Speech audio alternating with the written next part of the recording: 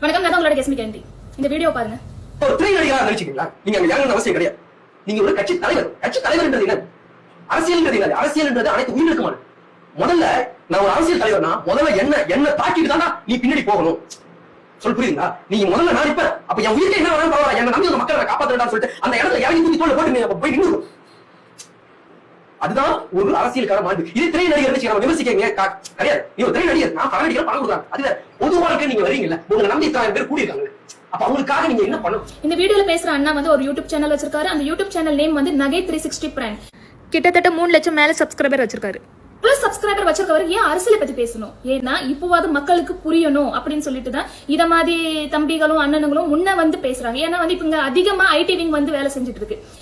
Videos cut பண்ணி மக்களுக்கு வந்து தவறான செய்திகள் பரப்புறது, அதே மாதிரி தவறான செய்திகள் வந்து உண்மை அப்படின்னு சொல்லிட்டு பரப்புறது, அதே மாதிரி டிவிக்கே பத்தி தப்பா ஏதாவது நியூஸ் வந்துச்சுன்னா அது ஒரு ஃபேக் நியூஸ் சொல்லிட்டு ஐடி விங் வந்து இறங்கி வேலை செய்யுது. சோ அது தப்பு.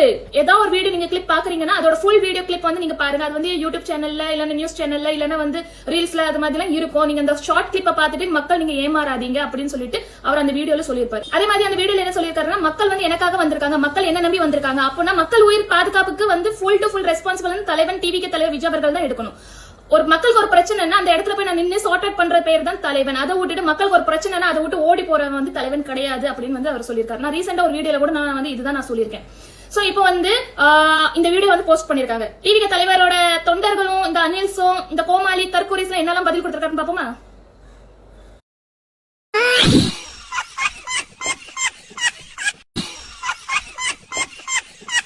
இந்த வீடியோஸ் பார்த்துட்டு எப்பலாம் கமெண்ட் பண்ணிருக்காங்க பாத்தீங்களா? நான் உங்களை வந்து அன்ஃபாலோ பண்றேன், நான் உங்களை வந்து அன்சப்ஸ்கிரைப் பண்றேன், உங்களை எங்களுக்கு பிடிக்கல ஏன்னா நீங்க வந்து விஜய் அவர்களை பத்தி தப்பா பேசிட்டீங்க அப்படின்னு சொல்லிட்டு இந்த கோமாளி தற்கூரி இந்த தெரு நாய்ங்க கால் நக்கிங்க மண்டல மூளை இல்லாம வேற ஏதாவது வச்சிருப்பாங்க தெரியுமா? இந்த நாய்ங்க வந்து இந்த மாதிரி கமெண்ட் பண்றீங்க.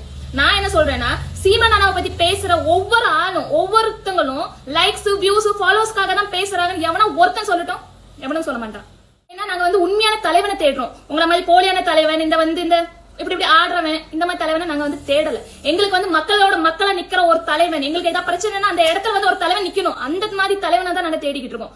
உங்களை மாதிரி இந்த லைக்ஸ் வியூஸ் ஃபாலோவர்ஸ் வாங்கி அதோ ஒரு கேவலமான பொழப்பு நடத்துற ஆளுங்க வந்து சீமானா கூடயும் இல்ல, சீமானா தொண்டர்களும் கிடையாது. ஓகேவா? நீங்க அன்ஃபாலோ பண்ணுங்க, அன்சப்ஸ்கிரைப் பண்ணுங்க. நீங்க என்னதான் பண்ணாலும் நாங்க உண்மையை வந்து மக்கள் கிட்ட நம்ம கொண்டு சேர்க்கணும்னு சொல்லிட்டு நகை 360 பிராங்க்ல இருக்கவங்க பிரதர்ஸ் வந்து பண்ணிருக்காங்க தெரியுமா? தேங்க்ஸ்.